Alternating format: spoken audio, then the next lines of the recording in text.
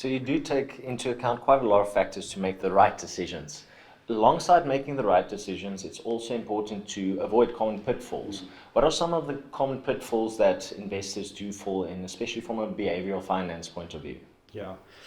So maybe if you take it back a step and look at the theory of what is behavioral finance, it will address two types of mistakes. One is cognitive errors or cognitive biases, as it's known, and that would speak to faulty reasoning. Faulty reasoning because of not being able to analyze information correctly, or even not having sufficient information.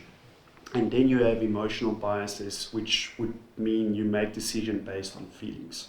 So an example of a cognitive bias would be confirmation bias. You only take in the information that justifies your point, something like anchoring or mental accounting.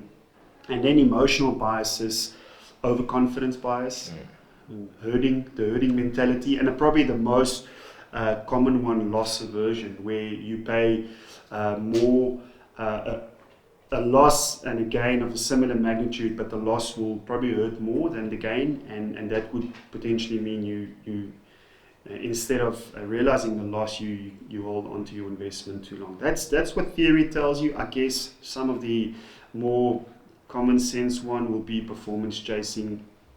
Another one would be overtrading or high turnover. And recently at a conference in London at Net Group, we saw an interesting stat where they looked at the multi-asset high equity space and specifically the larger well-known managers.